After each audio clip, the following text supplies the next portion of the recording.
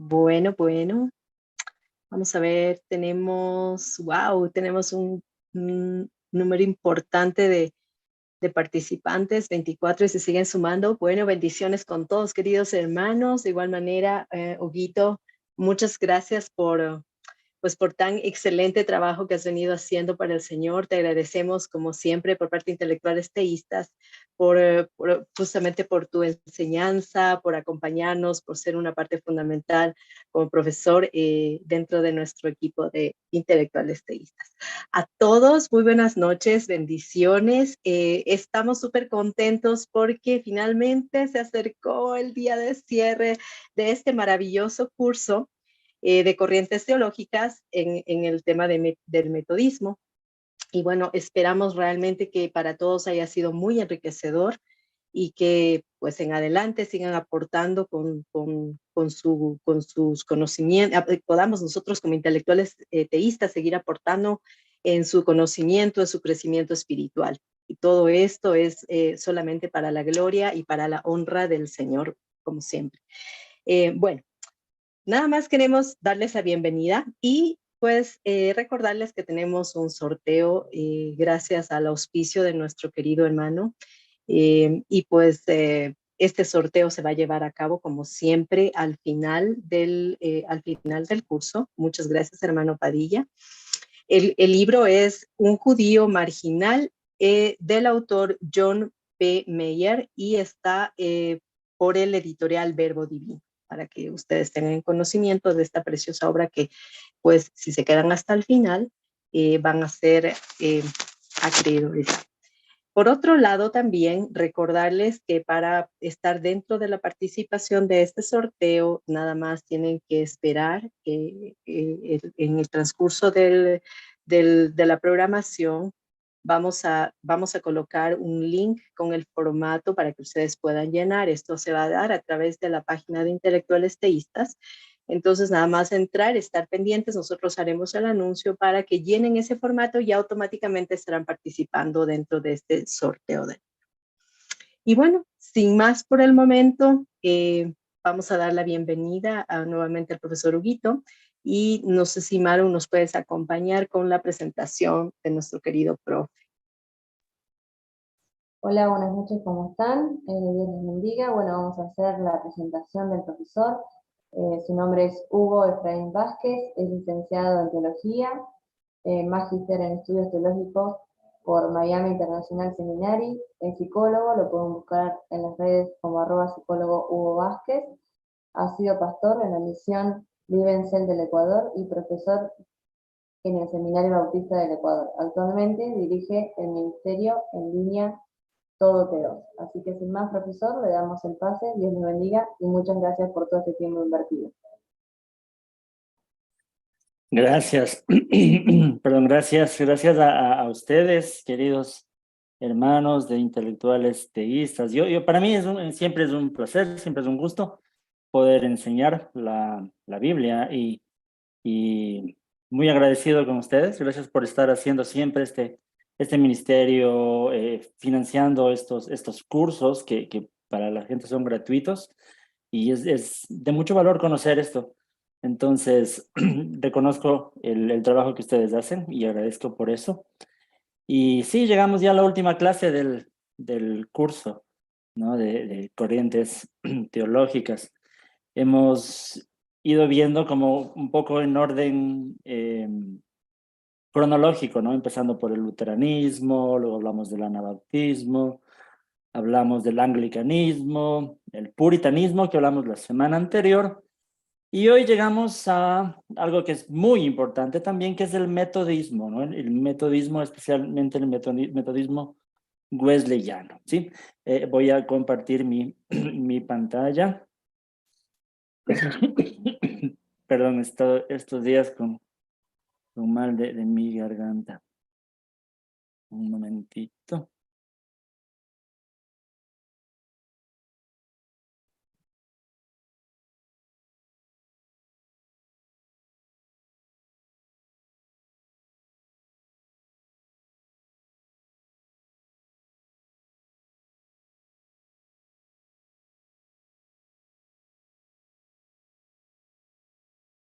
Ok, creo que ahí estamos, ¿no? El metodismo. Vamos a hablar del origen, desarrollo y características distintivas de esta corriente teológica, ¿no? El metodismo.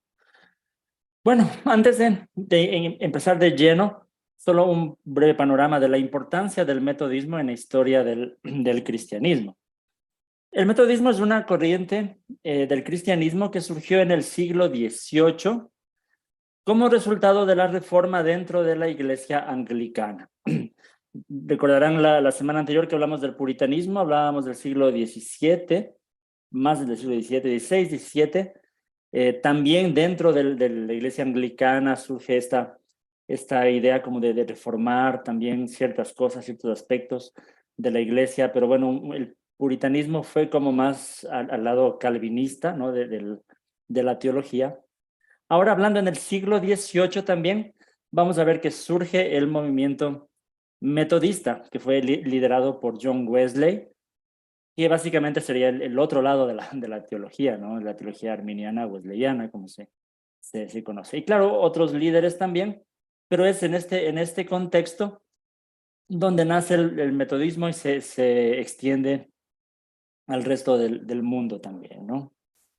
Hay varios aspectos que vamos a ir viendo que marcan la importancia del metodismo en la historia del cristianismo, ¿no? Por ejemplo, la corriente metodista fue una de las primeras en enfatizar la importancia de la experiencia personal de la salvación, algo que hoy muchas iglesias enfatizan también, como el movimiento pentecostal. Ya vamos a hablar que incluso nace en el contexto metodista, ¿no?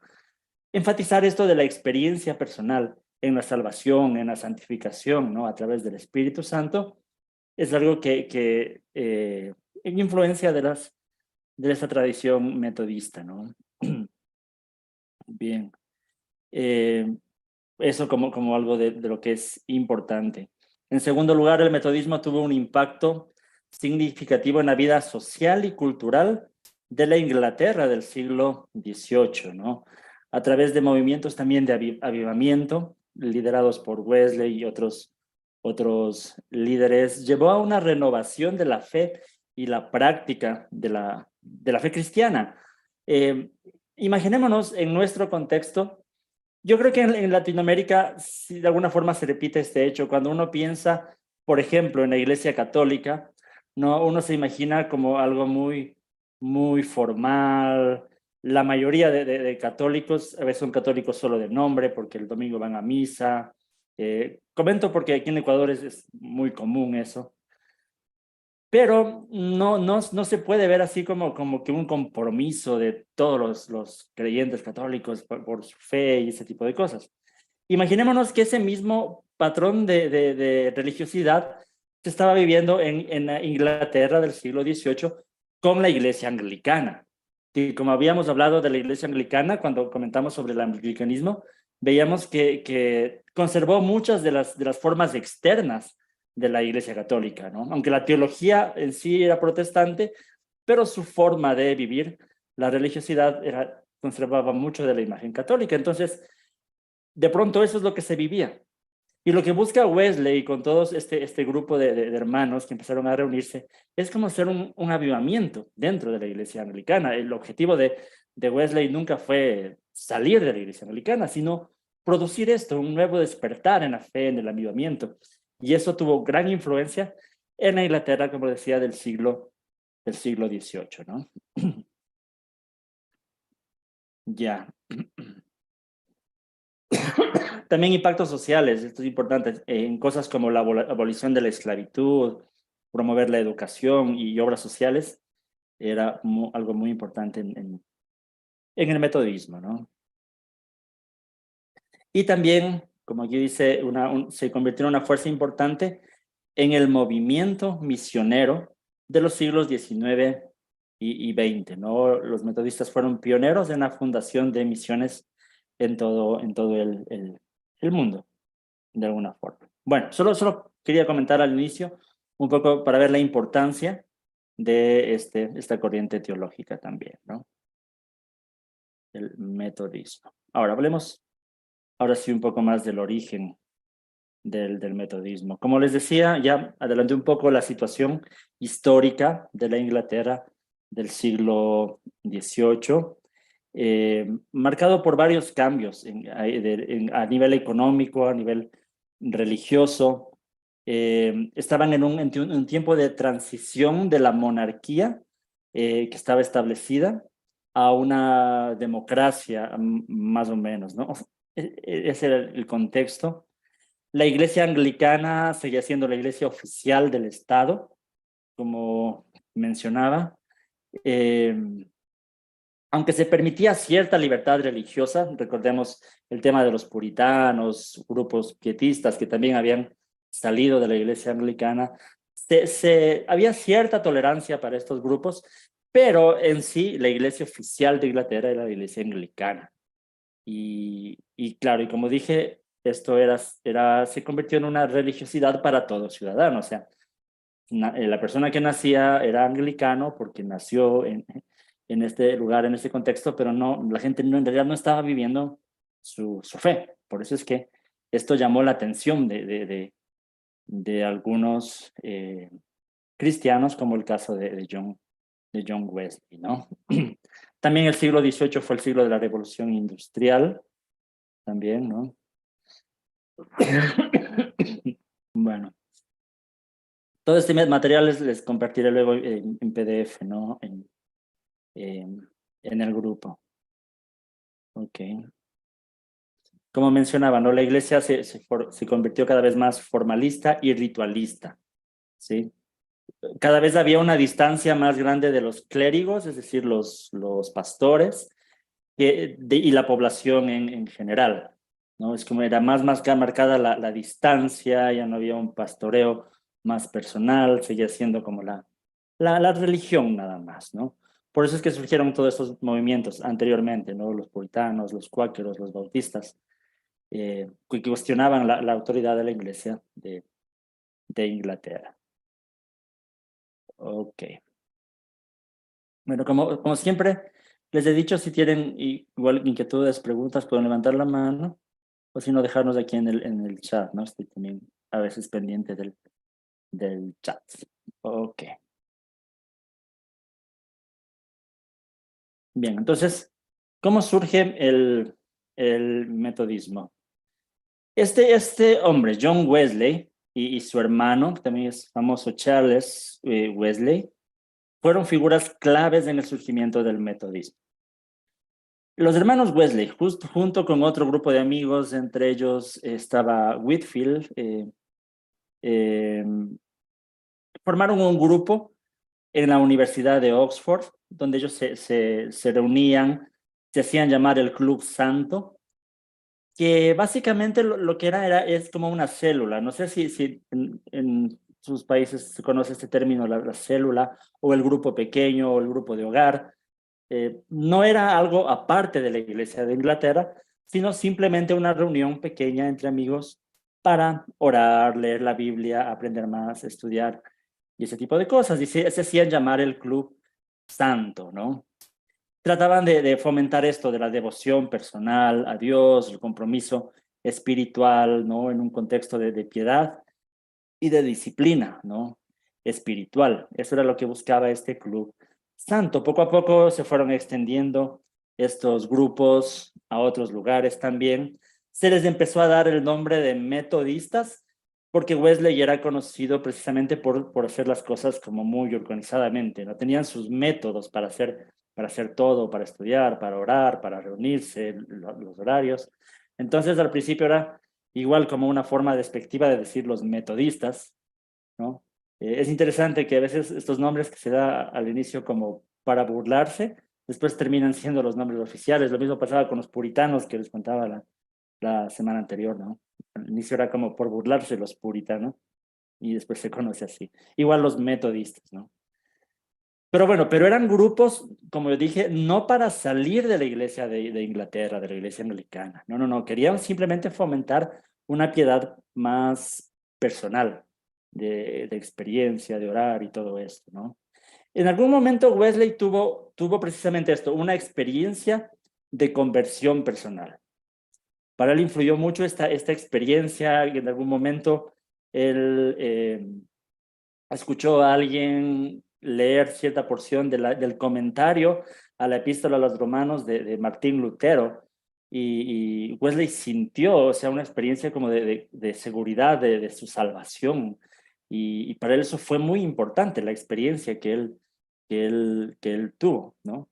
Para seguir trabajando en estos grupos, en estas células metodistas, ¿no? Bien. Sobre influencias teológicas que tenía John Wesley y el metodismo al inicio, incluyen el pietismo, que era también estos movimientos que enfatizaban la necesidad de una fe personal, experiencial, y el arminianismo. Esto es interesante y un poco discutido, ¿no? El tema del arminianismo, porque Wesley se consideraba a sí mismo arminiano, ¿no? Incluso él tenía un diario que se llamaba El Arminiano. Se consideraba a sí mismo arminiano. Pero no necesariamente fue Arminio mismo quien directamente influyó en la teología de Wesley, ¿no? Se le pone como una de sus influencias a Arminio. Pero parece ser que Wesley llegó a sus conclusiones de pronto por otro lado, ¿no? Wesley estudiaba mucho a los padres de la iglesia, especialmente de Oriente, los padres griegos, y mucho de su literatura daba énfasis al libre albedrío, a la gracia para todos los seres humanos, y etcétera, ¿no? Entonces, Wesley llega a conclusiones arminianas, pero no necesariamente fue el camino arminiano. Por eso es que hay diferencias entre el arminianismo clásico del arminianismo wesleyano. Y es que en algunas cosas es muy, muy diferente. Y vamos a estar hablando de eso en esta clase también, ¿no?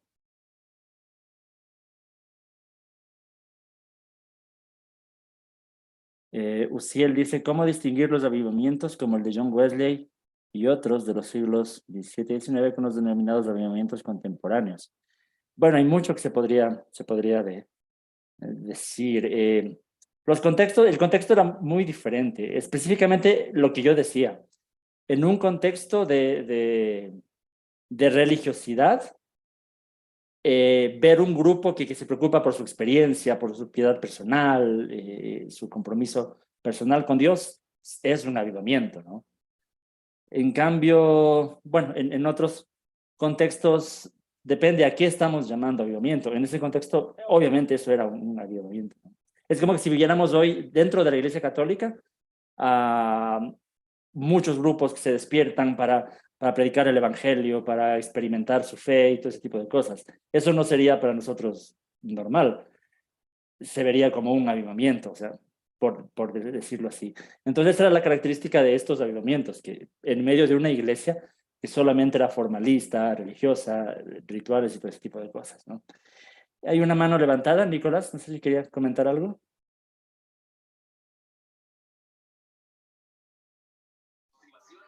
Sí, justamente, no sé si sería preciso establecer un paralelismo entre Martín Lutero y John Wesley, en el sentido en el que tanto Lutero como Wesley lo que quieren es reformar, pero no quieren crear otra iglesia, ¿no? O sea, cuando Lutero hace su reforma, Lutero lo que quería hacer era reformar la iglesia, pero no crear otra iglesia. Y entiendo que entonces con Wesley es como la misma cuestión, ¿sí? ¿Sería preciso o de pronto sería incorrecto? Sí, sí, sí. Sí, es preciso. Bueno, Lutero sí tuvo diferencias teológicas serias, ¿no? Lutero quería reformar la teología de la Iglesia Católica. Wesley no tanto. Más buscaba una reforma como digo, de experiencia personal, de vivir la fe cristiana. Pero en su teología, básicamente, la teología anglicana seguía siendo el fundamento de Wesley también, en muchas cosas, ¿no? Claro que Wesley después aportó cosas como el arminianismo y todo esto, pero la base seguía siendo la misma teología. Más su énfasis de reforma era en la práctica que en otra cosa, ¿no? sí. Pero sí, sí, sí hay cierto paralelo, obviamente, claro. Claro que sí. Bien. Ok. Bueno. Entonces, yo decía al inicio, Wesley no era el propósito ni de él, ni de Whitefield, ni de Charles Wesley, hacer una nueva denominación, una nueva iglesia. Fue con el tiempo que su grupo fue creciendo, creciendo tanto. En algunos lugares Wesley necesitaba de personas para que prediquen. Ciertos problemas tenía Wesley con la iglesia oficial de Inglaterra en el hecho de que a Wesley le gustaba predicar al aire libre y era como un poco mal visto por ciertos sectores de la iglesia anglicana. Así que entonces se decía que la predicación tiene que ser en el templo, en la iglesia, y no estaba muy bien esto de predicar al aire libre. Y a Wesley le gustaba hacer. Tenía ciertos conflictos por eso, pero no eran muy serios. Sin embargo, en algún momento, ante la falta de maestros, de predicadores que Wesley tenía, Wesley, como era ministro de la iglesia anglicana, empezó a ordenar también ministros para hacer esto, de predicar afuera y estos grupos pequeños, a los grupos metodistas. Entonces, eso sí le fue costando cada vez separarse más de la autoridad de la iglesia anglicana. Es que como cada vez fue haciendo sus cosas más independientemente de la centralidad de la iglesia, entonces por eso se da poco a poco esta separación, ¿sí? Más en este sentido, porque el grupo creció exponencialmente, ¿no? Los grupos metodistas, ¿sí? Bien, como decía, resumiendo, ¿no? La Sociedad Metodista fue fundada por John Wesley en 1739, después de su retorno de su viaje misionero a América del Norte. La sociedad estaba compuesta por miembros de la Iglesia de Inglaterra que buscaban una forma más profunda de fe y compromiso espiritual y se reunían en grupos pequeños para estudiar la Biblia, orar juntos y discutir temas relacionados con la vida cristiana, ¿no? En cambio, la Conexión Metodista ya fue una forma de organizarse más independientemente. Se formó más tarde como es una forma de organización de las sociedades metodistas en todo el país en 1744, donde Wesley convocó una conferencia de líderes de las sociedades metodistas en Londres, que se convirtió en la primera de una serie de conferencias donde se fue ya estableciendo la estructura organizativa, todo ya como una denominación independiente, ¿no? Ya la autoridad para ordenar ministros, para supervisar la doctrina y todo eso ya fue poco a poco independizándose. Y después, a partir de eso, la iglesia metodista tuvo un rápido crecimiento en toda Inglaterra durante el siglo XVIII y se extendió a otros países a lo largo del siglo XIX, ¿no? Algunos datos históricos importantes, como ya dije, la fundación fue en 1739 por John Wesley. Luego, los viajes misioneros de Wesley. Sí, son solo hechos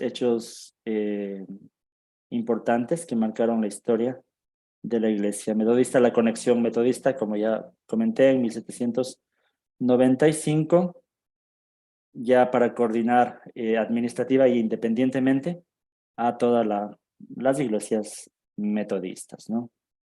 Hubo una división en ese punto. Porque esto es importante, ¿no? Les decía del tema del arminianismo, que John Wesley tenía su teología, obviamente arminiana, de lo que ya vamos a hablar un poco del pensamiento de Wesley, pero uno de los fundadores de las sociedades metodistas era Whitefield. Whitefield, en cambio, era calvinista. Los dos eran muy buenos amigos, se llevaban bien, los dos empezaron este tipo de grupos, pero Whitefield era calvinista. Y la idea es que ya la muerte de ellos, de Wesley y Whitefield, ellos podían mantener la unidad cuando ellos estaban vivos.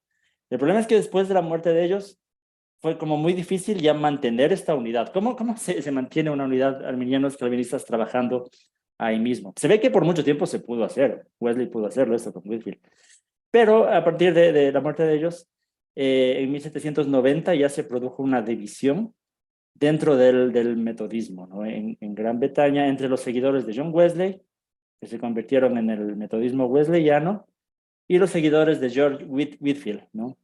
Y otros líderes que se convirtieron en el metodismo primitivo o metodismo calvinista, ¿no? Actualmente ya no se podría hablar de este tipo de metodismo, por lo menos no estoy investigando y sería como muy poco, no sé si tengo datos exactos, pero por lo general el metodismo es wesleyano actualmente, ¿no? Bien, ok. El desarrollo de la teología metodista y su impacto en la iglesia anglicana, ¿no? Como dije, el metodismo surgió en el contexto de la iglesia anglicana, pero sí había prácticas, más que todo, y teologías distintivas que hicieron un gran impacto en la sociedad en general, ¿no? Como decía, la teología metodista se centró más en la experiencia personal de la gracia de Dios, en una necesidad de una conversión real que pueda ser evidente en cada cristiano, en la importancia de la santificación, de vivir una vida de santidad, ¿no? Esto les llevaba a tener una fuerte ética, incluso en lo social. Eh, Enfatizar obviamente también la autoridad de las escrituras, la importancia del evangelismo y la predicación, ¿no? Era básico en las sociedades metodistas la predicación del evangelio, era como el asunto central de la vida de la iglesia.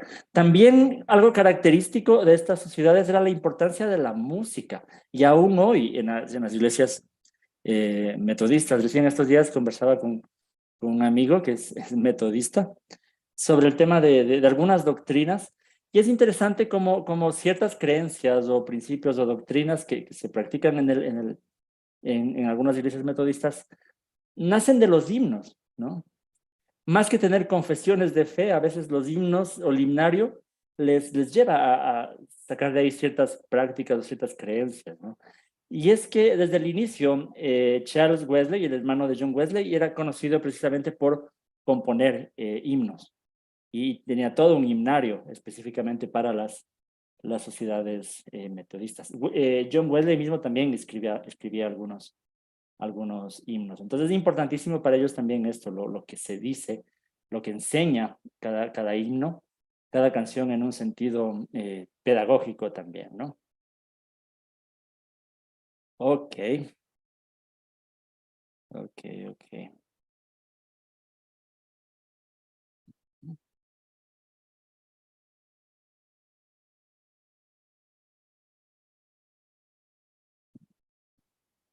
Bien, como dije también, un impacto en el tema de la ética social, aún hoy es parte integral de la vida metodista, el trabajo social, ¿no?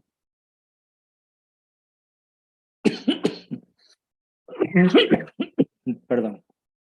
Bueno, algunos movimientos de avivamiento y la influencia del metodismo en ellos.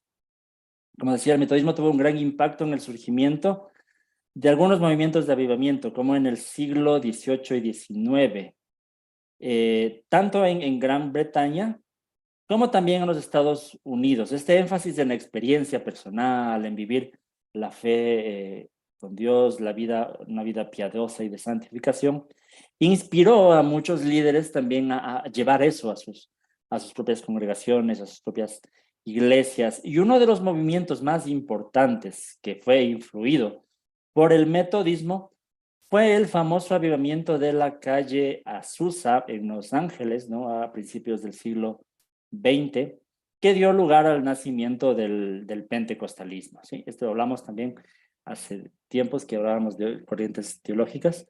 Hablábamos del pentecostalismo, de este avivamiento de la calle Azusa, liderado por William Seymour, ¿no?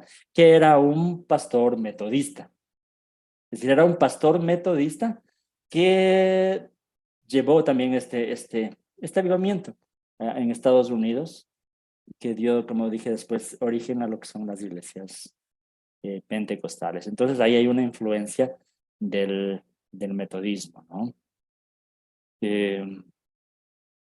Hay otras influencias en otros grupos, como el movimiento de la Alianza en Gran Bretaña, el movimiento Keswick en Inglaterra, también se basa mucho en la teología wesleyana, enfatizando la santidad, la experiencia de la vida con Dios, ¿no? En fin, hay mucha influencia del metodismo en grupos contemporáneos de teología, ¿no?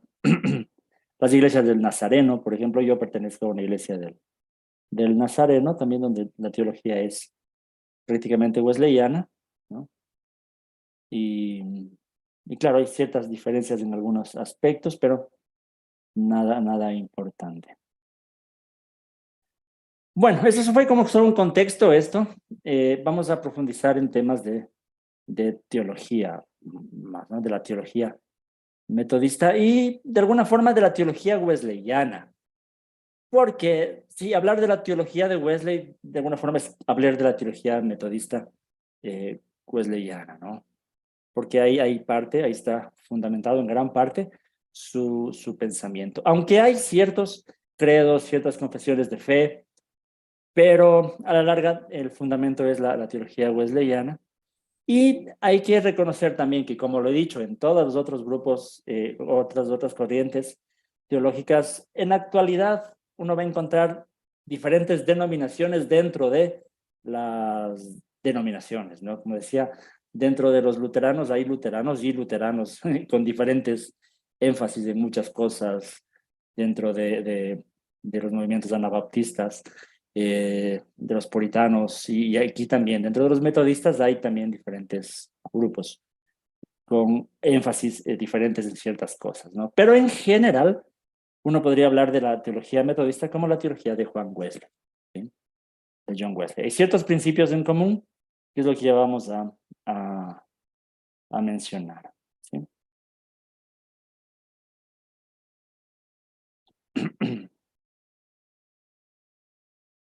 Ok.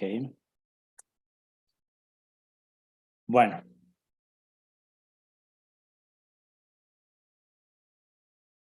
Esto ya mencionamos.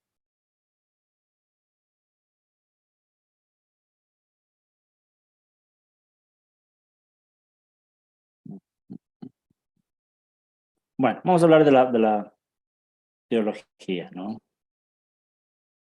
Ya mencioné la importancia de la experiencia personal en la fe. Es obviamente el tema central en la teología y en la práctica del metodismo, ¿no? Desde el inicio, pues el énfasis principal. Como yo dije, la base de todo esto está en que John Wesley mismo experimentó una poderosa transformación espiritual, por decirlo así, mientras asistía a una reunión en la que alguien estaba leyendo el prefacio de la epístola a los romanos de Martín Lutero. Entonces, Wesley describió esta experiencia como una confianza en Cristo, en la justicia de Cristo para la salvación. Experimentó tal vez una reafirmación de su fe. A veces la gente se pone a discutir si Wesley ahí recién se convirtió o simplemente estaba reafirmando su fe o qué tipo de experiencia tuvo. Pero la cosa es que tuvo en ese momento una experiencia de convicción de su fe salvadora en Jesús, ¿no? Entonces, por eso el énfasis en esto de la experiencia personal, ¿no? Vamos a ver que la gracia de Dios es un papel importante en la teología wesleyana, ¿sí? Bueno, precisamente hablemos de eso, de la gracia de Dios. Ok.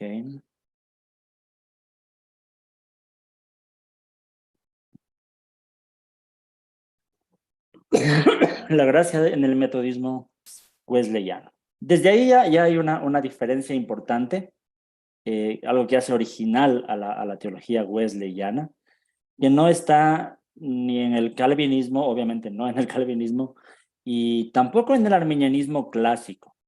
El alcance de la gracia de Dios, ¿no? Para Wesley, la gracia está disponible para todos los seres humanos.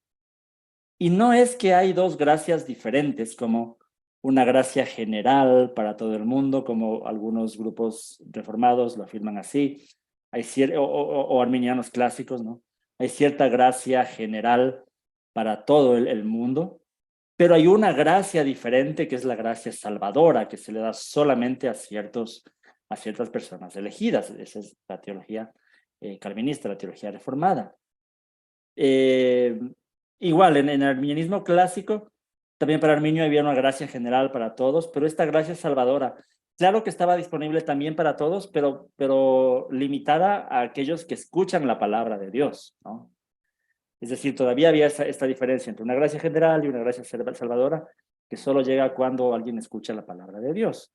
De alguna forma, Wesley no veía una justificación ni bíblica, ni exegética, ni siquiera histórica para esta idea de dos tipos de gracias. Para Wesley la gracia era la gracia de Dios que se manifestaba desde el inicio, desde la creación del mundo, para toda la creación, para todos los seres humanos. Ahora, cuando Wesley habla de tipos, mejor dicho, Wesley habla de etapas de la gracia, ¿sí? No de diferentes tipos de gracia, a veces eso se confunde mal, pero sí de diferentes etapas de la gracia. Entonces Wesley primero habla de una gracia preveniente, ¿sí? Esto es importante. ¿Cuál es la gracia preveniente? Como les decía, para el calvinismo, perdón, había solo una gracia general, pero no es una gracia que salva, que Dios da a todos los seres humanos, cierto tipo de benevolencia, como cuando dice Jesús que el Padre hace salir el sol sobre buenos y malos y llover sobre justos y injustos. O sea, es una gracia general, pero no es una gracia que salva, ¿sí? Sino se necesita otro tipo de gracia, una gracia salvadora, la que salva a los seres humanos. Entonces, ahí Wesley ya empieza a diferenciarse, porque él dice, no, la gracia de Dios siempre quiere salvar. Siempre, no hay una gracia de Dios que no quiera salvar. La gracia de Dios siempre quiere salvar. Y esa gracia de Dios está dada a todos los seres humanos, desde el mismo hecho de que Dios creó al ser humano a su imagen y semejanza, desde la misma revelación general o natural, que es la que el apóstol Pablo menciona en Romanos 1, por ejemplo. En Romanos 1, Pablo dice que hasta lo desconocido de Dios, todo es evidente por las cosas creadas, de manera que nadie tiene excusa, ¿no? Porque es evidente que existe un Dios. Entonces, esta revelación natural para Wesley ya era parte de la gracia de Dios, que él llamaba preveniente. Preveniente porque es una gracia que está antes de la salvación. Por eso está antes. Siempre es primero la gracia. Por eso es que el arminianismo wesleyano habla que la salvación es por gracia. Sí, pero esta gracia preveniente está antes, desde antes de la salvación ya está esta gracia, de alguna forma como preparando el corazón de los seres humanos. O la ley moral escrita en los corazones. Wesley hablaba de Romanos 2, por ejemplo, donde Pablo dice que hasta los gentiles que no tienen la ley a veces hacen lo que la ley pide porque tienen la ley grabada en su corazón. Entonces, Wesley decía, aún eso, esa conciencia moral que hay en todos los seres humanos es parte de la gracia de Dios, o sea, es la gracia preveniente. Entonces, este fue el desarrollo que hizo Wesley de la gracia, ¿no?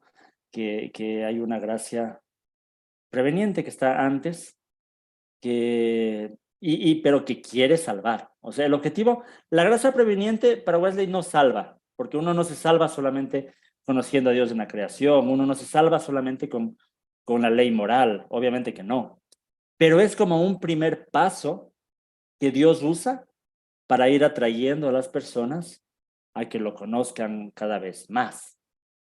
Es decir, para Wesley es como que esta salvación es como un proceso, ¿no? Lo que algunos han llamado el ordo salutis o el orden de la salvación wesleyano es como más amplio, es todo un proceso desde que Dios se revela al corazón de algunos seres humanos para irles trayendo poco a poco al conocimiento de Jesús. Entonces la gracia preveniente no salva, pero tiene el propósito de ir llevando cada vez más a un conocimiento mayor de Dios, que está disponible para todos los seres humanos, pero obviamente es una gracia resistible. Esa es la diferencia entre calvinismo y arminianismo, ¿no? Los arminianos también creen que la salvación es por gracia, pero la gracia es resistible. O sea, el ser humano puede resistirse a la gracia de Dios. Y hay textos bíblicos que se usaría para defender esto, precisamente, de que el ser humano es el que se resiste. Que Dios da su gracia, pero el ser humano se resiste. Entonces, eso es básicamente la diferencia y la función de la gracia preveniente, ¿no? Que no es irresistible. Para el calvinismo, la gracia es, Dios da la gracia salvadora a alguien y esa persona no se va a resistir y esa persona va a creer. Porque esa gracia incluye la regeneración, el cambiar el corazón de alguien para que ya no se resista y crea libremente. Entonces, para Wesley y para Arminio esto no era así. La gracia está disponible para todos, pero el ser humano puede resistirse a esa gracia, ¿no? Pero la salvación sigue siendo por gracia. ¿Sí? Nicolás dice, ¿qué textos usaría para sostener la gracia irresistible? Bueno, lo hablaría yo personalmente, ¿no? Hechos capítulo 7, Esteban dice, tercos siempre resisten al Espíritu Santo. Dice Esteban que están resistiendo al Espíritu Santo. O cuando Jesús habla esto, no sé si es Mateo 23, cuando Jesús dice, Jerusalén, Jerusalén, que matas a los profetas, etcétera. ¿Cuántas veces quise tenerte como la gallina tiene sus pollitos bajo sus alas, ¿no? Pero tú no quisiste, les dice Jesús. Entonces, para mí es esto, precisamente. La gracia de Dios es eso, es Jesús diciendo, yo quise tenerlos, como la gallina tiene a sus pollitos bajo sus alas, pero ustedes no quisieron, ¿sí? Para mí es básico, o mejor dicho, obvio esta situación. Yo sé que hay su interpretación calvinista que es muy diferente, no es el tema ahora, pero es el texto que yo usaría para precisamente eso, que la gracia es resistible. Que en ese caso, de Jerusalén, los que no eran salvos, no es que se perdían porque Jesús no quiso salvarlos. El texto dice que Jesús quiso salvarlos, pero ellos no quisieron. Entonces, básicamente esa es la idea de la gracia resistible, ¿no? Bien. Otro texto, Hechos 17. Pablo, en este discurso que tiene en el Areópago, en Atenas, Pablo dice que Dios no está lejos de nosotros, sino que Él hizo todas las cosas, Él está cerca de nosotros, dice, y Él lo ha hecho así de manera que todos lo busquen, y aunque sea a tientas lo encuentren. ¿Qué está diciendo Pablo? Es que de alguna forma Dios se ha revelado en la creación, en la revelación natural, con el propósito de que todos lo busquen, y aunque sea a tientas lo encuentren. Entonces, ahí está la gracia preveniente. El propósito de Dios es que todos lo busquen, ¿sí? Pero obviamente no todos lo buscan. Porque el ser humano es el que rechaza la gracia de Dios. Bueno, es lo que yo mencionaría sobre ese tema, ¿no? Ok. Andrea Flores dice, el querer como el hacer no lo produce Dios. Sí, bueno, no sé si la clase es precisamente para defender el arminianismo. Ustedes saben que yo soy arminiano wesleyano, aunque molinista también, pero habría nos quedaríamos mucho en este tema. Andrea dice, la salvación depende de la aceptación o no del hombre para Wesley. O sea, no depende de eso.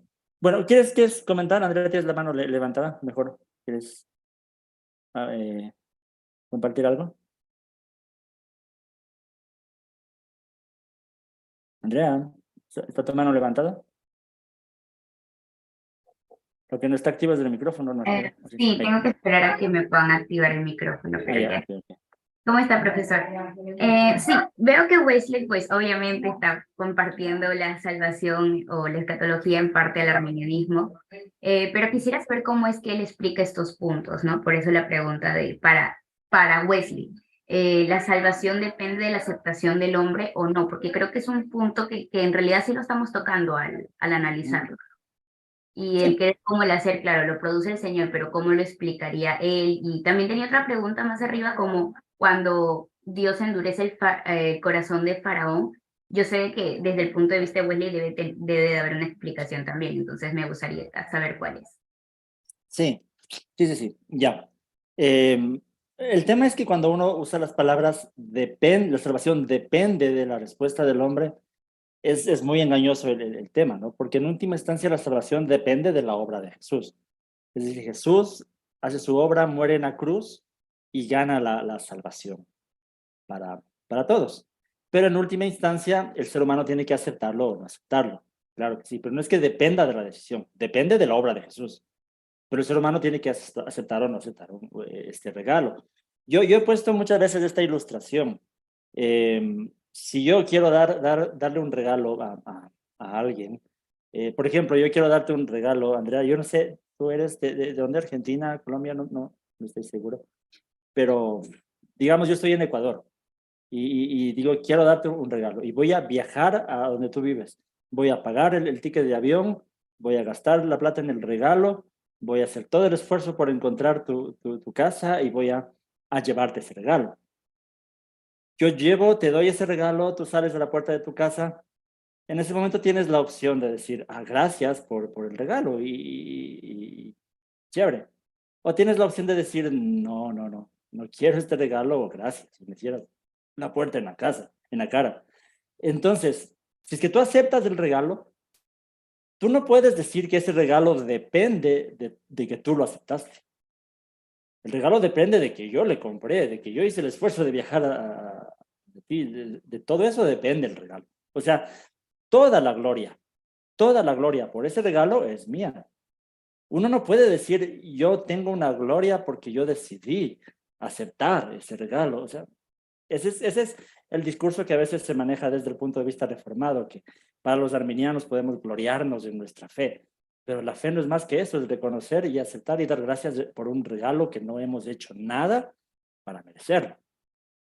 Entonces, esa sería la explicación wesleyana. No es que la fe, no es que la salvación depende de la decisión del ser humano. La salvación depende de la obra de Dios. Pero el ser humano puede rechazar esa obra, ¿no? Entonces, eso mencionaría yo sobre ese tema. Sobre el tema del endurecimiento del corazón de Faraón, la pregunta es la siguiente. ¿Hay algún ser humano que no tenga el corazón duro sin la gracia de Dios? O sea, si es que no está la gracia de Dios, la Biblia es clara en que todos tenemos el corazón duro.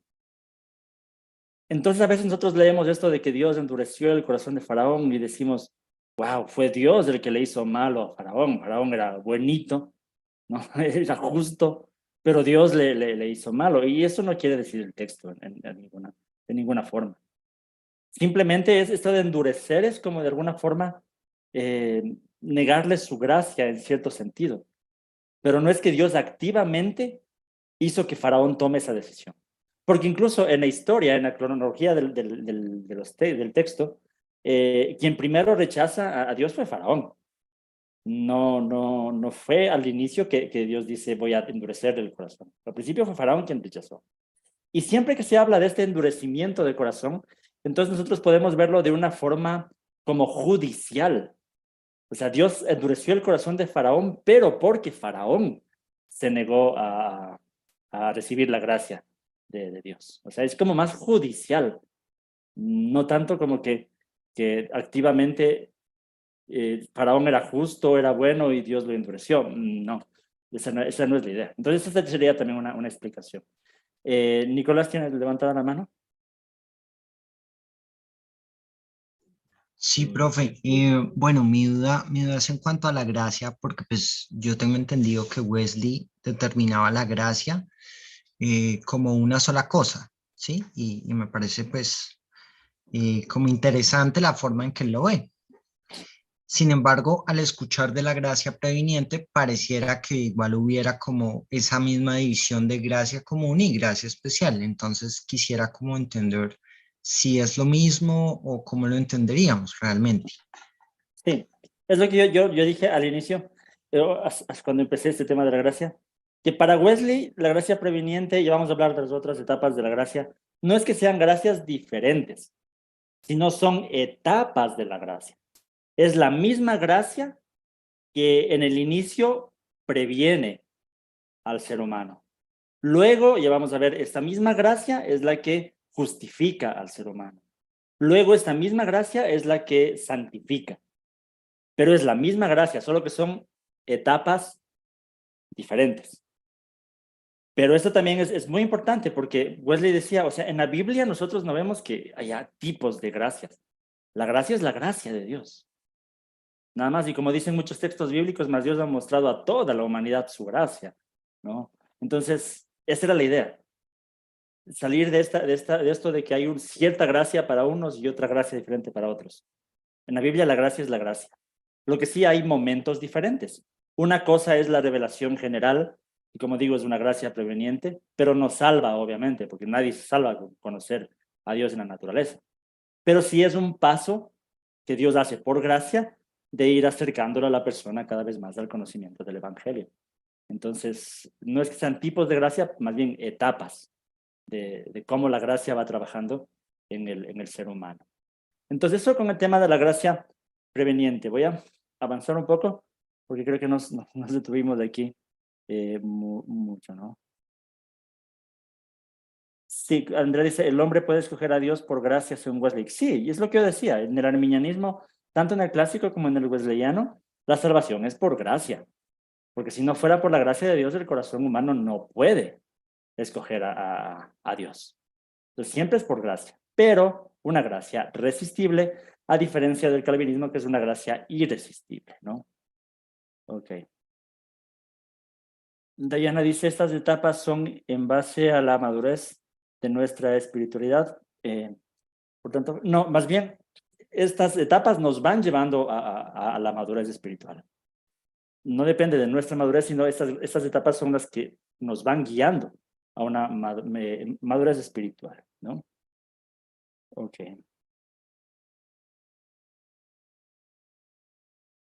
Ujú, ujú, ujú.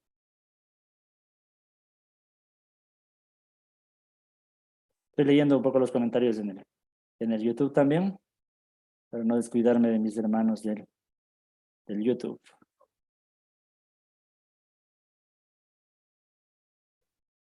Ujú. Ok, ok. Entonces dice, ¿hay libre albedrío para Wesley a pesar de nuestra condición caída? Es que este es otro tema, aquí nos vamos a ir de largo, ¿no? ¿Qué es libre albedrío? Aquí también hay una complicación de términos que a veces la Iglesia Reformada quiere, o la teología calvinista quiere, no sé, redefinirlos. Si para la teología calvinista decir que el ser humano no puede elegir a Dios, eso ya implica no tener libre albedrío. Que como que la condición caída quita el libre albedrío. Pero en realidad eso no es verdad. Porque el libre albedrío significa que yo tengo capacidad de tomar mis decisiones de acuerdo con mi naturaleza, ¿sí? Y todos somos libres de tomar nuestras decisiones. Por lo menos eso es lo que yo creo, porque no tengo una perspectiva determinista. Para el calvinismo, para muchos calvinistas, tienen una perspectiva muy determinista, como que Dios es el que decide todo. Pero puede ser que mi naturaleza no me deja creer en Jesús, porque es una naturaleza caída. Pero todavía tengo libre albedrío para decidir qué ropa me voy a poner, para decidir si me levanto o no me levanto en la mañana, incluso para decidir qué pecado voy a cometer, sigo teniendo libre albedrío. Entonces, no es que el ser humano ha perdido el libre albedrío, ha perdido ciertas cosas, ciertas capacidades, como la de creer en Jesús, pero no el libre albedrío. Es como yo pongo este ejemplo, ¿no?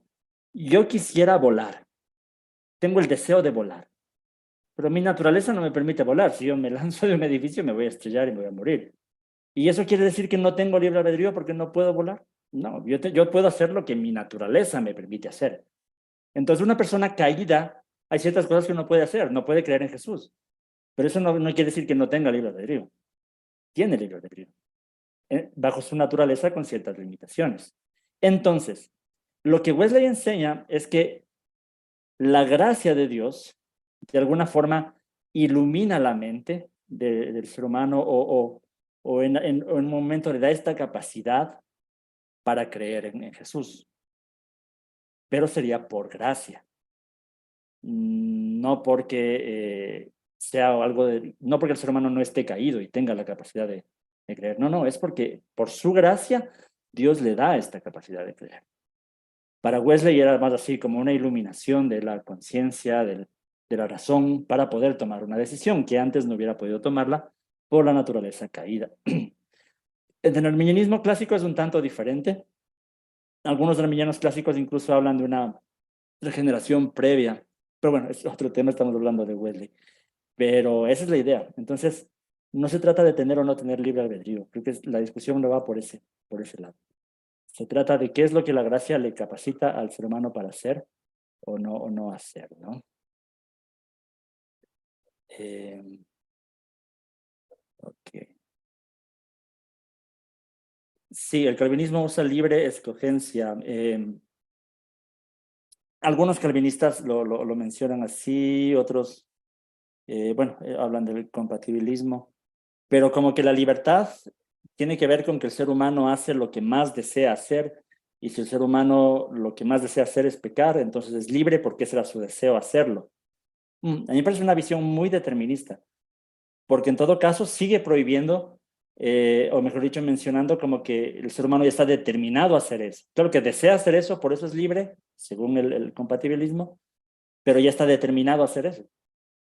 Y uno podría preguntarse más atrás, ¿y quién le dio ese deseo?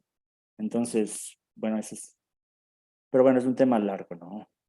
Y como dije, no era mi propósito hacer una apología del arminianismo. Estamos explicando cuál es el arminianismo del metodismo wesleyano, ¿no? Ok, esto con la gracia preveniente. Luego viene el tema de la gracia convincente. ¿Sí? Como dije, no es otra gracia, pero es otra etapa de la gracia. Es lo que el Espíritu Santo hace en el ser humano, convencerle de su pecado, convencerle de justicia, convencerle de juicio, como Jesús lo dice en Juan 16. Entonces, ¿quién es el que convence al ser humano de su pecado? El Espíritu Santo. Y esto lo hace por gracia, porque es Dios el que toma la iniciativa de convencer al ser humano de su pecado. Entonces, esta es la gracia convincente. No es que sea otro tipo de gracia, no, es otra etapa en donde la persona ya está expuesta a la palabra de Dios, está expuesta al mensaje del Evangelio, y ya no solamente a la revelación general o a la conciencia moral, sino ya está expuesto al mensaje en sí del Evangelio, y el Espíritu Santo usa eso para convencerle de su pecado y convencerle de la necesidad de Jesús, pero es el Espíritu Santo el que hace la obra, ¿no? Entonces, esto es lo que Wesley llamaría la gracia convincente, ¿no? Okay. Que de igual manera es una gracia que está disponible para todos los seres humanos, ¿no? Ok.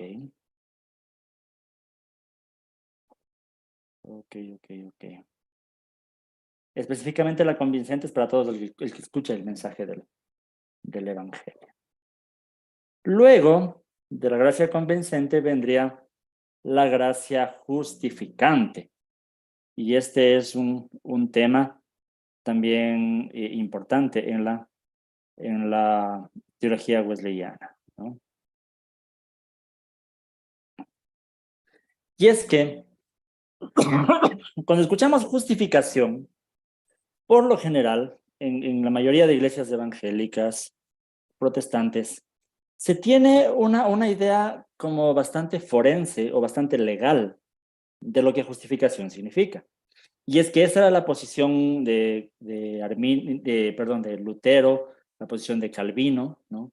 De una justificación de tipo legal, que lo que Dios hace cuando una persona deposita la fe en Jesús es declararle como justa, aunque la persona no sea justa, pero la declara como justa, o sea, legalmente la persona es justa por lo que Jesús hizo, y lo hemos visto de esa forma. Para Wesley no era tanto así la cosa, porque incluso este hecho legal de la justificación, o este hecho forense, o lo que se conoce en teología también como la justificación imputada, Wesley no veía esto en las escrituras ni en los padres de la iglesia, como decían los padres griegos. Esto de una justificación imputada, no era como lo clásico en la historia de la iglesia, ver de esta forma la justificación. Por eso, estas son palabras de Wesley que cité aquí. Él dice: todos los demás, sin excepción, ni son ni pueden ser justos. Así pues, ¿qué es lo que Dios hace por los seres humanos a través de su Hijo? Para responder, no es las palabras de Wesley. Para responder, Wesley primero explica lo que no es la justificación. Esta sí es la cita de Wesley.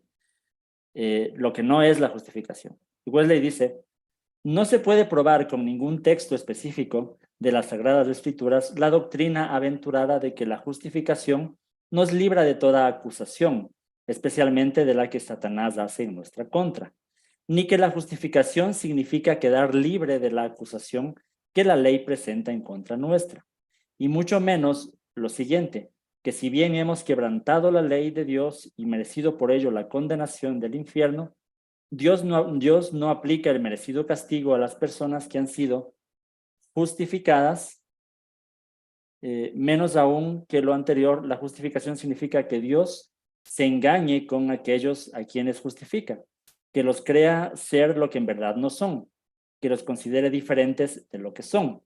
Es decir, la crítica de Wesley era que esta justificación imputada significa como que Dios se hace el ciego y no ve los pecados de las personas y solamente los declara como justos, porque al final Jesús ya pagó esos pecados.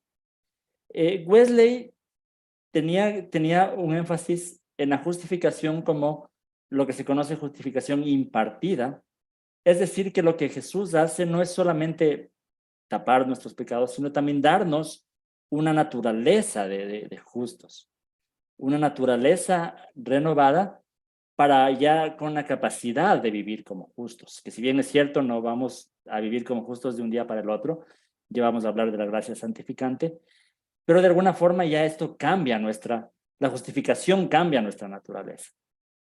Ahora, si lo pensamos bien en la teología reformada, que sí habla de la justificación en un término legal, imputado, pero también tiene otro término teológico que es el de la regeneración para hablar de este cambio.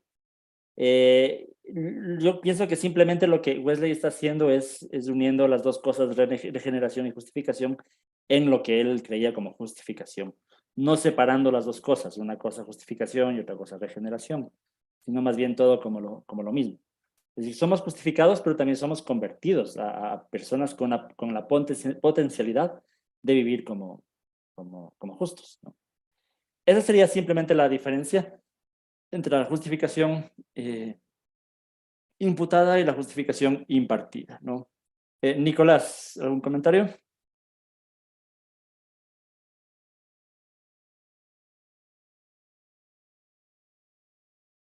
Nicolás, tal vez tienen que habilitar el micrófono, creo.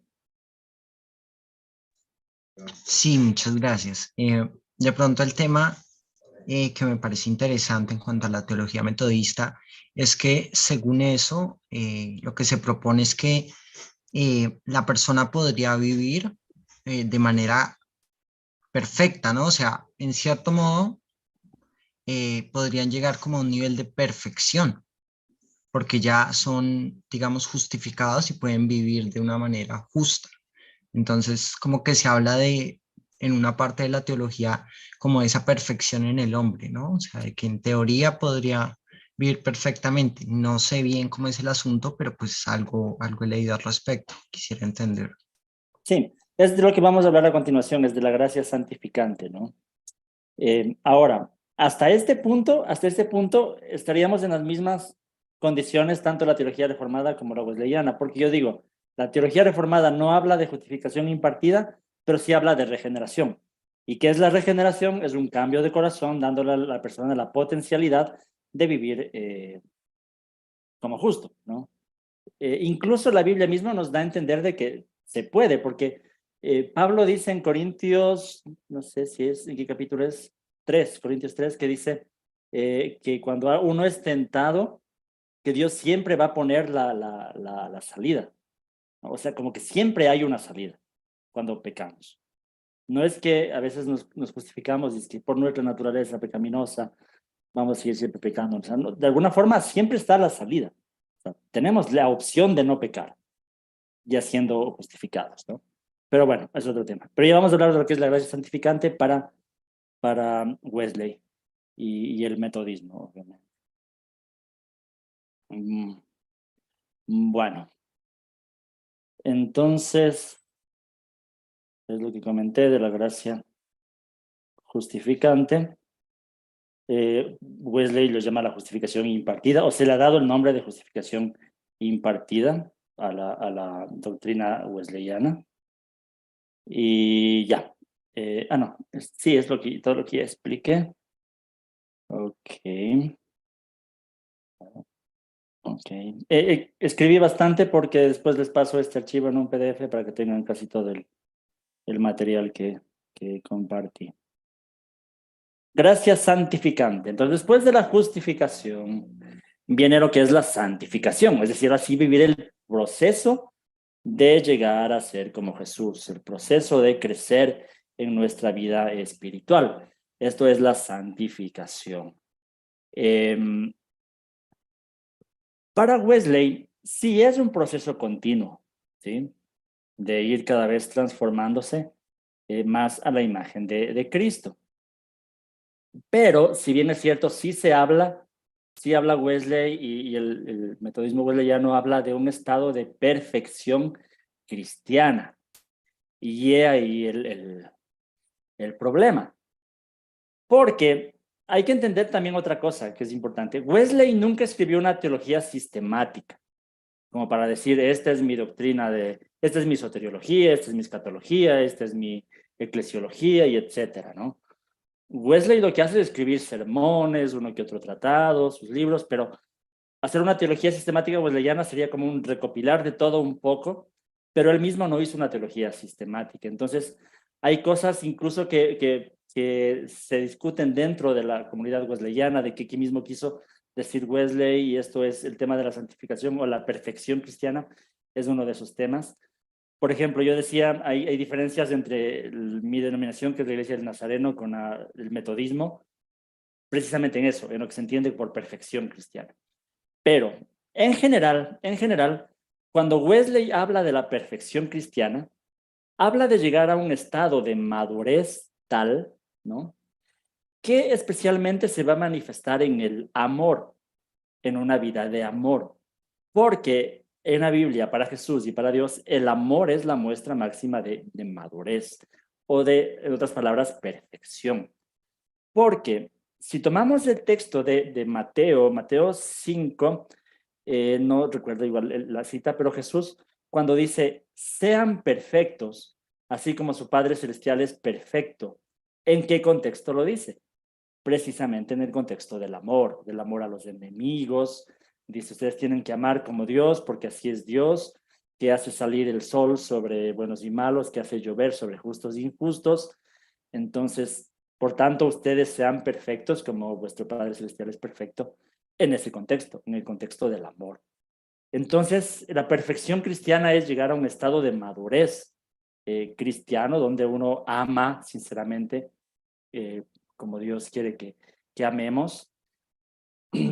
Para muchos implica también esto de intencionalmente no pecar, o sea, no como que estar con la intención de pecar, sino a veces son cosas que pasan sin intención. Pero en definitiva es más un estado como de madurez, más que, como se suele entender mal, hablar de perfección en un sentido de que nunca más esta persona va a volver a pecar o ya es perfecta en ese sentido. No es ese el énfasis, sino más bien hablar de la perfección cristiana como un estado de madurez cristiana. Y especialmente en el tema del amor, es lo que Wesley hacía más de énfasis. Como dije, a partir de esto que Wesley enseñó, se han creado ahí algunas diferencias de interpretación entre las teologías wesleyanas. Como dije, ¿no? Los nazarenos son wesleyanos, pero tienen ciertas diferencias en este tema de la perfección cristiana que los metodistas, que también son wesleyanos, ¿no? Bien, eso con el tema de la perfección cristiana, ¿no? Sí, como decía, para Wesley sí es un proceso gradual también, ¿no? Es un proceso gradual que comienza en el momento de la conversión y continúa a lo largo de toda la vida del creyente. Ajá. Eso sí. Y también es obra del Espíritu Santo, por eso es una gracia, es la gracia santificante. Es el Espíritu Santo produciendo santidad en la vida del cristiano, ¿no? Ok. Ujú. Es lo que dice aquí. En cuanto a la perfección cristiana, los metodistas creen que es un estado alcanzable en esta vida, aunque no necesariamente se logra por completo. Se entiende como una experiencia de amor y comunión completa con Dios, en la que el creyente es liberado del poder del pecado y llenado con el amor de Dios, ¿sí? John Wesley hablaba de la perfección cristiana como amor puro, ¿sí? Y eso se alcanzaba a través de la gracia de Dios. Ok, entonces es algo distintivo de la teología wesleyana, ¿no? Bueno, ya todo esto ya comentábamos, el papel del Espíritu Santo en la santificación. Y bueno, algo más que me hace falta topar es el tema del cuadrilátero wesleyano, un poco de cómo hace teología un metodista o un wesleyano. Es lo que Wesley enseñaba, esto de la escritura, sobre todo, sí, la escritura, pero también el valor de la experiencia, es importante, el valor de la razón, también es importante, y el valor de la tradición, ¿sí? Es parecido a lo que veíamos en la teología anglicana, pero Wesley lo enfatiza más este cuadrilátero, que es cómo hace teología un metodista, ¿no? Escritura, eh, experiencia, razón y tradición también, ¿no? Entonces, bueno, al final, como dije, les voy a compartir este archivo y algunos autores, obras que si quiere consultar sobre la teología metodista o la teología wesleyana en general, ¿no? Entonces, eso.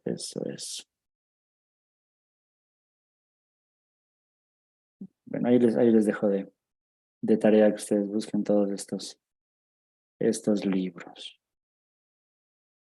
Ok.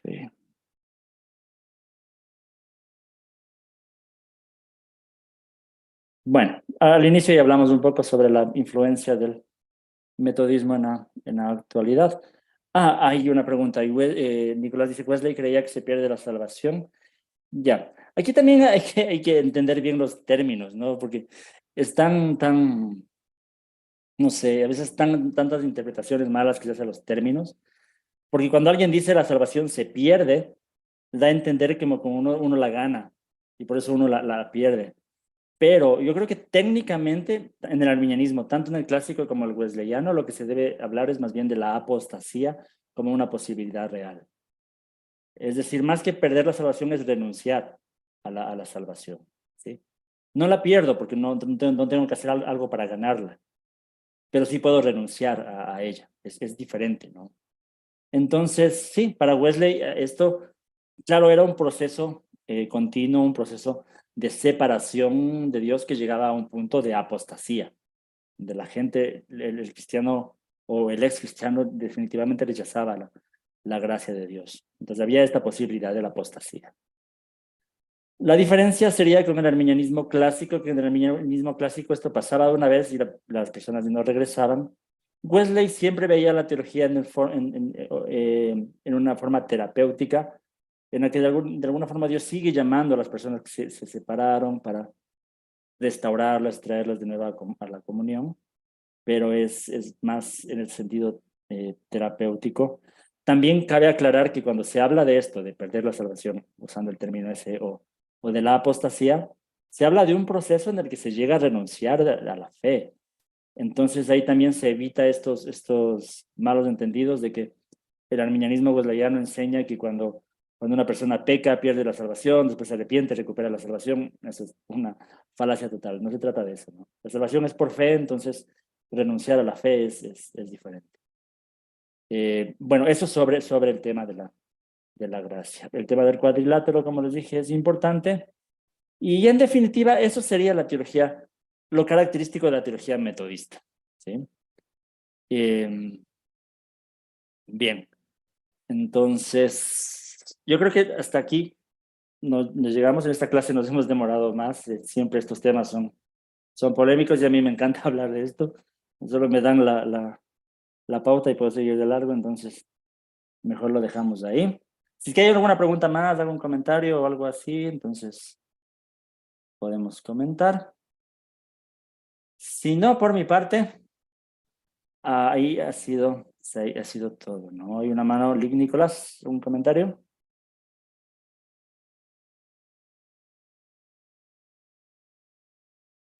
Bueno, profe, muchas gracias primeramente por su tiempo y por su disposición acá para enseñar. Profe, bueno, mi pregunta es en cuanto al tema de metodismo, ¿no? Porque siempre se les llama metodistas, pero nunca se explica el tema de los métodos. O sea, yo la verdad no he llegado a comprender, o sea, qué métodos aplicaban, cómo funcionaba todo ese tema de los métodos, ¿no? Porque finalmente se vuelve como algo muy subjetivo. O sea, se dice, sí, Wesley tenía métodos, pero nadie habla de los métodos. Sí, y yo como comentaba esto, más allá del nombre, el nombre no es que ellos dijeron, vamos a llamarlos metodistas porque tenemos métodos. No, no, no.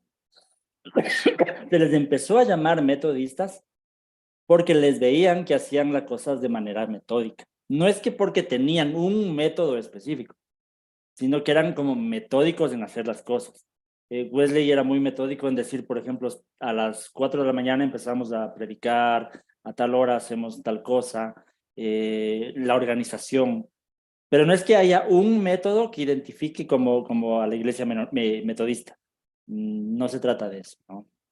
Sino es más bien el nombre que otras personas les empezaron a dar, como incluso de forma, como yo dije, de forma despectiva al inicio. Y después se quedó con eso. Pero no es que haya un cierto método que es el que les caracteriza. Eso. ¿Y qué más podría decir sobre esto? No, es el mismo caso que decía de los puritanos, por ejemplo. Uno no puede decir, bueno, ¿y cuál era por qué su pureza o cosas así? Era el nombre que les daban. Eran puritanos, ¿no? Entonces, pero ¿por qué otras personas les bautizaban así, no? Porque ellos le daban ese título. Eso sería, Nicolás.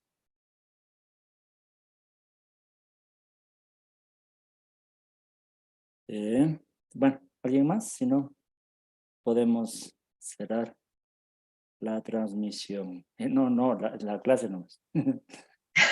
Huguito, tenemos una pregunta de Rogelio que dice, ¿qué versículos respaldan la gracia preveniente? Creo que ya los mencioné, ¿no? No sé si. Bueno, no sé las citas exactas, no se me viene a la mente, pero en Tito 2, creo que es Pablo dice que Dios ha manifestado a toda la humanidad su gracia, la cual trae salvación, y etcétera, etcétera. Por ejemplo, Dios ha manifestado a toda la humanidad su gracia.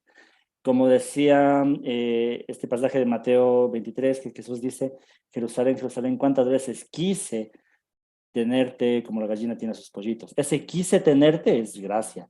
Es Dios, es Jesús amando a las personas, queriendo salvarlas. Es una gracia preveniente. Yo creo que a veces preguntan eso, pero cualquier versículo que hable de la gracia de Dios es preveniente, porque la gracia siempre está antes de la fe de la persona. Entonces, es preveniente solamente el nombre que se le da para decir que es una gracia que está antes. Es la gracia. Es lo que Calvino hubiera dicho, la gracia general. Porque si a Calvino le preguntaban, ¿y por qué los que no son cristianos, algunos son violadores y otros están haciendo obra social, por ejemplo? Calvino le ha dicho por la gracia general. porque hay cierta gracia que les está previniendo de hacer el mal. Pero para Wesley, hubiera dicho, es la gracia preveniente.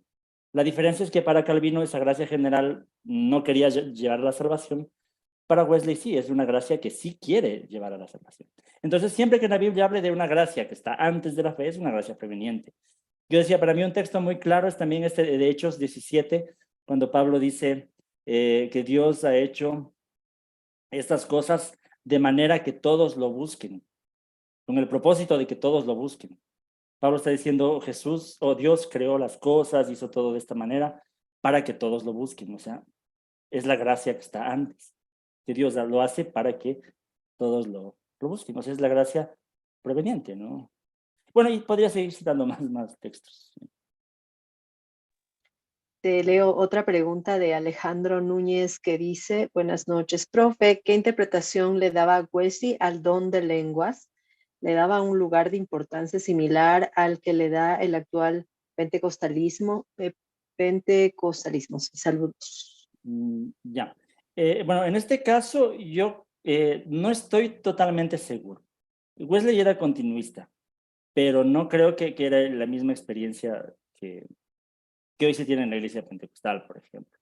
Por eso es que cuando hubo este avivamiento de la calle Azusa, fue diferente, porque la gente estaba hablando en lenguas. No era común en las iglesias metodistas.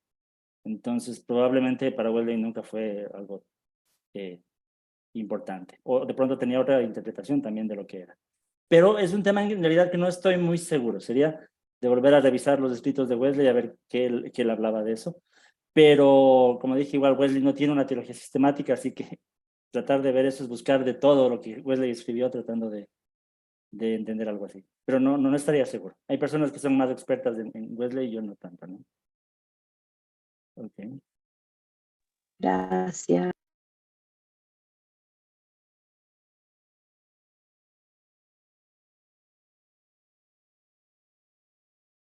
Andrea dice, ¿son continuistas los metodistas? Este tema no es una, ¿cómo se puede decir? Doctrina distintiva, o sea, que todos tendrían que afirmarlo. Yo creo que la mayoría de metodistas son continuistas, pero no es que para ser metodista hay que ser continuista, ¿no? Hay muchas cosas donde tal vez la interpretación es abierta, ¿no?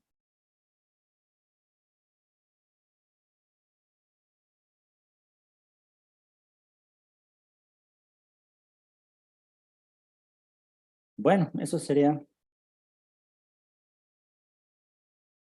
Mis queridos hermanos, gracias les doy a todos quienes se conectaron a estas clases. Gracias a mis hermanos intelectuales teístas. Felicitaciones por el trabajo. Recuerden que hay el sorteo de este libro, así que sigan esas cuentas, ¿no? La de Dani Padilla, de intelectuales teístas. Sigan mi cuenta, Cibersaulo también en Instagram. Y gánense ese libro. Ya, gracias. Bueno, entonces, agradecemos al profesor Hugo por habernos acompañado estas 5 reuniones. Gracias por siempre estar predispuesto para con nosotros y para con los hermanos. Estamos muy contentos de que esto pueda ser de bendición para cada uno de nosotros, ¿no? Que estamos del otro lado aprendiendo todavía un poquito más. Bueno, entonces pasamos a unos pequeños anuncios. Luego de los anuncios viene una foto y luego de la foto el sorteo. Así que estén orando, hermanos. Bueno, los invitamos a una tertulia intelectual que vamos a tener este viernes con el hermano Avieser. El título es Apocalíptica o el silencio de Dios. Así que, bueno, están invitados. Tenemos un grupo de WhatsApp que hemos habilitado recientemente, donde vamos a estar subiendo la información y también compartir los ganadores de los sorteos que se hagan. Sí, antes no teníamos un grupo, hoy día sí. Así que los invitamos a que nos puedan seguir como intelectuales teístas, así que este viernes tenemos una tertulia. Luego tenemos un curso que se ha abierto, se llama Introducción a la Teología Latinoamericana con el profesor José Luis Avendaño, va a iniciar el próximo miércoles, así que los invitamos también, todavía pueden inscribirse, todavía pueden ser parte de este grupo, y bueno, sabemos que va a ser anhelamos que sea de mucha bendición para cada uno de ustedes también, totalmente gratuito, y bueno, bienvenidos sean hermanos, si se gustan sumarse. Bueno, Como dijo el hermano Hugo, hoy tenemos un sorteo por un libro. Este libro es gentileza del hermano Dani Padilla.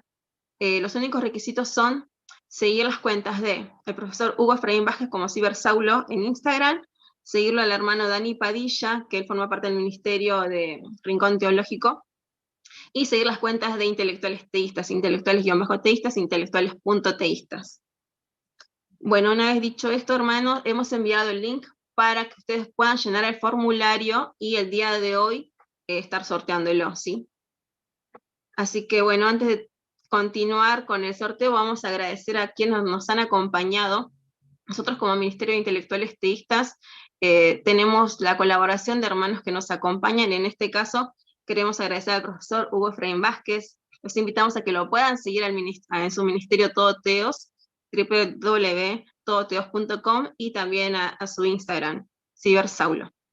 Pueden seguir, compartir. En la página de Todoteos van a encontrar mucho material que él va subiendo constantemente. Hay un montón de material de lectura. También los invitamos a que puedan sumarse y visitar el espacio del profesor Hugo.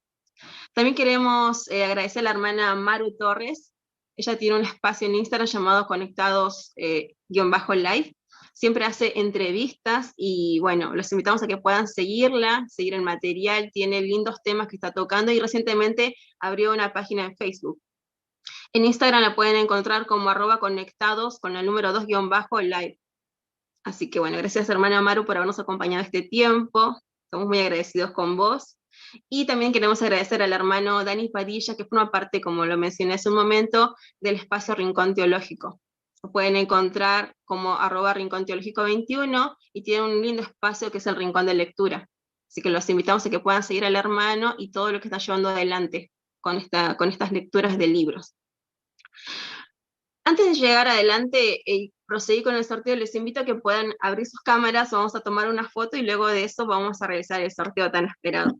Así que bueno, abrimos las camaritas.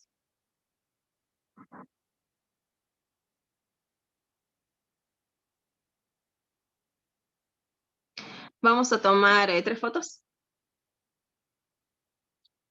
Nuevamente, hermanos, los invitamos a que puedan seguirnos como Intelectuales Teístas en Facebook, Instagram, en YouTube. También están las clases grabadas de lo que venimos llevando adelante.